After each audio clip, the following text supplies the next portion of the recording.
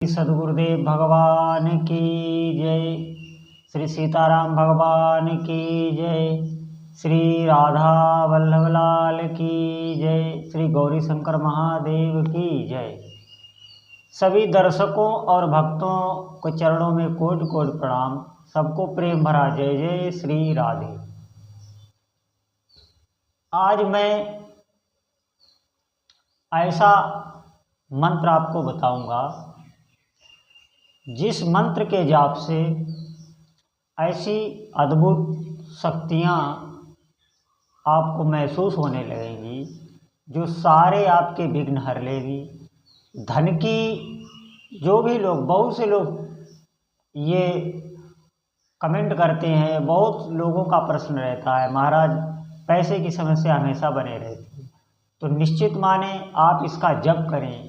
ये ऐसी ऊर्जा क्रिएट करेगा, ऐसा योग बनाएगा कि शीघ्र से शीघ्र सारे धन की जो बाधाएं बनी हुई हैं आपके घर में, व्यापार में, जहाँ भी आप हैं, ये बहुत जल्दी तुरंत नष्ट करता है। धन की कोई भी समस्या है बहुत शीघ्र। आज ऐसा मैं आपको चमत्कारी मंत्र बताऊंगा, इसको आपको जरूर करना है। उससे पहले मैं आपको ये बता दूं कि हम क्यों बार बार कहते हैं कि किसी इष्ट देव का नाम जप करो। नाम जप से आपकी ऐसी धरा बन जाएगी, नाम जप से आपका आध्यात्मिक बल बढ़ जाएगा। फिर उसके बाद आप जो साधना करते हैं वो साधना शीघ्र ही फलदायी होती है। मेरी बात माने, खाली समय आप नाम जप करें। साधना तो आप 1 माला करेंगे, 2 माला करेंगे, 3 माला करेंगे, ज़्यादा आसन में आप नहीं बैठ सकते। आप अभ्यास करें, साधना को बढ़ाएं। जितना ज़्यादा जाप करेंगे, जो मैं मंत्र बता रहा हूँ, इन मंत्रों को जितना ज़्यादा आप जाप करेंगे उतना शीघ्र लाभ होता है इसमें। और मैं अभी बताऊंगा आपको मंत्र, पूरी विधि बताऊंगा। आपको एक इष्ट देव अपने जीवन में जरूर बनाने हैं। इष्ट देव इसलिए बनाने हैं कि देखो, हमको जीवन निर्वाह के लिए यहाँ संसार में भी, प्रगट में कोई जीवन साथी बनाना पड़ता है। गृहस्थी में आप जाते हैं तो कोई जीवन साथी तो आपको बनाना पड़ता है, कोई न कोई तो साथी बनाना ही पड़ता है। हमको भी गुरु बनाना पड़ता है, सबको कोई न कोई एक साथी जीवन में बनाना पड़ता है। ऐसे ही हमको अंतर जगत में, अध्यात्म जगत में, जहाँ कोई नहीं पहुँच सकता, जहाँ संसार की कोई वस्तु नहीं जा सकती, वहाँ के लिए एक अपना जीवन साथी बनाना पड़ता है।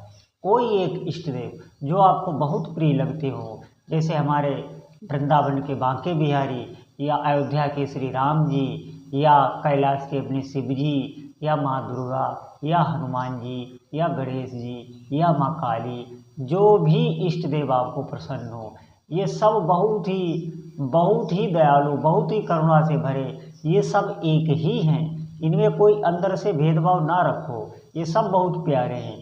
कोई आप एक इष्ट देव बना लें, उनका हृदय से नाम जप करें, खूब नाम जप करें, जो भी बात है उनसे कहें। और उसके बाद जो आपके जीवन में अभाव हैं उनके लिए मैं आपको साधना बताता हूँ, क्योंकि साधना आपको जरूर करनी पड़ेगी। ये शास्त्रों में विदित है कि साधना आप करेंगे तो आपको बहुत शीघ्रता से लाभ मिलेगा। तो इष्ट देव का आप नाम जपते रहें। देखो, बहुत कम समय होता है हम लोगों के पास। ये शरीर हमें ऐसे ही नष्ट करने के लिए नहीं मिला है कि हम ऐसे जिए जा रहे हैं। नहीं, मनुष्य जन्म बहुत ही दुर्लभ है। अरे जो हम खा पी रहे हैं ये सब, तो आप देखना, ये दूसरी योनियों में जीव वो भी तो यही कर रहे हैं। आप ध्यान विचार करके देखो, जो और योनियों में भटक रहे हैं, जो पशु हैं, वो भी तो वही आहार, भय, मैथुन, निद्रा, ये सब में वो भी पड़े हैं। तो हम लोगों का जीवन ये श्रेष्ठ क्यों बताया गया है? क्योंकि हम कुछ उपासनाएं कर लें, हम कुछ साधनाएं कर लें, जो ये जीवन तो हमारा अच्छा कटे ही, बहुत अच्छा कटेगा, हमारी बात मान लो। और परलोक भी हमारा सही हो जाएगा, आगे के हमारे जन्म सही हो जाएंगे। ये जो महाशक्तियाँ हैं ये जन्म जन्मांतर साथ देती हैं। तो मैं आपको मंत्र बताने जा रहा हूँ, आप बहुत गौर से सुनना, और कुछ सावधानियाँ भी आपको रखनी होंगी। जो मंत्र बहुत शीघ्र जो है असर करेगा। तो आपको मैंने बताया कि अपने घर के पूजा स्थल में, आप अगर कोई मंदिर में जा सके, आसपास आपके मंदिर हो, तो आप शिवलिंग के पास बैठकर ये मंत्र जाप करें तो बहुत शीघ्र लाभ होता है, क्योंकि शिवलिंग के आसपास एक विशेष ऑरा रहता है, एक विशेष ऊर्जा रहती है, एक चेतना रहती है। तो वहाँ पे अगर तुम्हारे अंदर आध्यात्मिक बल ज़्यादा नहीं है तो आप शिवलिंग के पास बैठकर जप करें, बहुत शीघ्र सिद्ध हो जाता है। और नहीं तो अपने घर के पूजा स्थल में कैसे करना है, आपको बैठ जाना है आसन पे, आपको उत्तर की ओर मुख कर लेना है या पूर्व की ओर। आप माला जो है स्फटिक की माला, वैसे लक्ष्मी जी के मंत्र के लिए स्फटिक की माला या कमलगट्टे की माला बताई जाती है। अगर ये दोनों मालाएं उपलब्ध ना हो सकें तो आप तुलसी की माला से भी कर सकते हैं। अगर ये भी माला ना उपलब्ध हो सके तो आप कर माला से कर सकते हैं। तो आप उत्तर मुख या पूर्व मुख की ओर आसन पे बैठ जाएं, रीढ़ की हड्डी सीधी रखें। अगर कोई तकलीफ है तो आप धोख लगाकर भी बैठ सकते हैं, सुख आसन में भी बैठ सकते हैं। आपको मंत्र जपना है ओम ह्रीं श्रीं लक्ष्मीभ्यो नमः। ओम ह्रीं श्रीं लक्ष्मीभ्यो नमः। ओम ह्रीं श्रीं लक्ष्मीभ्यो नमः। इस मंत्र का जाप करना है। बहुत सरल छोटा सा मंत्र है। इस मंत्र में एक खास बात यह है कि इस मंत्र की जो चेतना है, देखो हर मंत्र में जो शब्द होते हैं, शब्दों पर आप शब्द का उच्चारण सही होना चाहिए, लेकिन शब्दों का कोई अर्थ नहीं होता। बीज मंत्रों का कोई भी अर्थ नहीं बता सकता।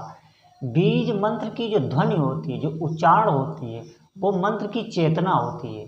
चेतना कहते हैं जैसे हमारा ये शरीर है, आपका शरीर है, तो ये हिल डुल रहा है, बोल रहे हैं, पलकें गिर रही हैं, तो जो भी हिल डुल रहा है, चल फिर रहा है, तो हम जानते हैं कि हाँ इसमें चेतना है, प्राण है। ऐसे ये जो ध्वनि है, इस मंत्र की ये चेतना होती है, ये जागृत होती है, ये क्रिएट करती है वो ऊर्जा, जो ऊर्जा आपके सारे विघ्नों को हर लेती। इस मंत्र में खास बात ये माँ लक्ष्मी का महामंत्र है और इसके जाप से शीघ्र ही जातक को लाभ होता है। कोई भी साधक हो बहुत जल्दी सिद्ध होता है। इस मंत्र की जो ऊर्जा है वो ब्रह्मांड में बहुत जल्दी विकसित होती है, क्योंकि ये महालक्ष्मी का बीज मंत्र है। आपको इसको जपना है। एक माला हो सके, 2 माला हो सके, 11 माला हो सके। देखो जितनी भी माला आप करेंगे तो उतनी जल्दी आपकी ऊर्जा विकसित होगी। हम इसलिए ज़्यादा जाप के लिए कहते हैं।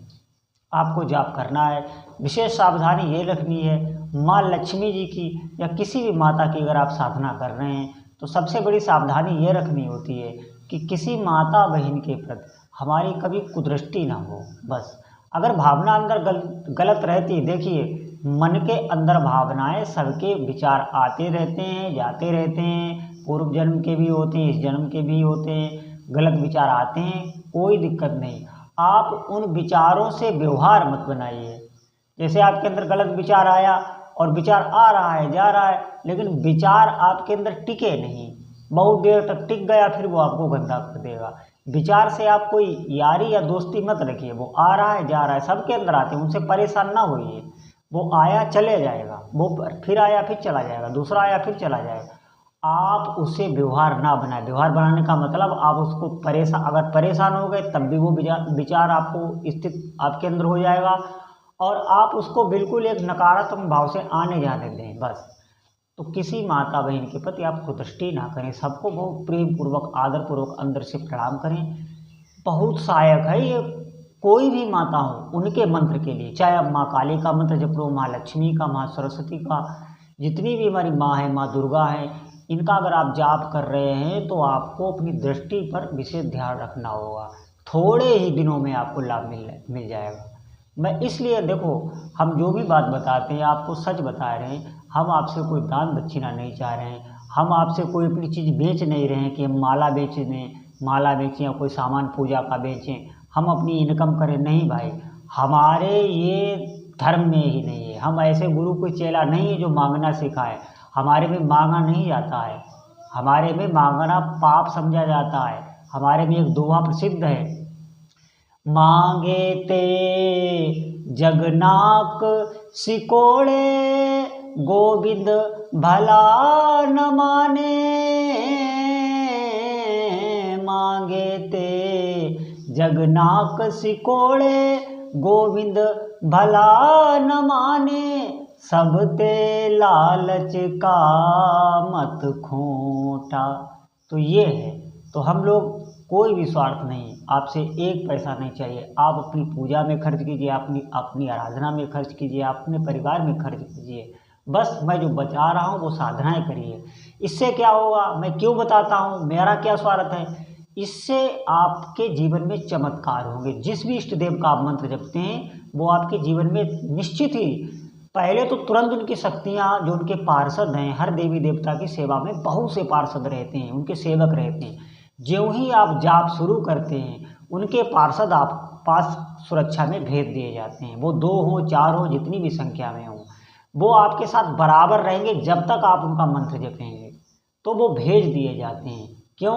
क्योंकि वो जापक की सुरक्षा के लिए, इसलिए वो भेज दिए जाते हैं। तो आप ये बात माने कि वो उस शक्ति की हम पर नज़र है और वो आपके साथ चमत्कार करेगी, चमत्कार करेगी। फिर आपके अंदर भाव भी उस शक्ति के प्रति उत्पन्न होने लगेंगे, फिर आप उनकी भक्ति करने लगेंगे, फिर धीरे धीरे आप निष्काम भाव से भक्ति करने लगेंगे, धीरे धीरे आपको उनके दर्शन संभाषण सब होने लगेंगे।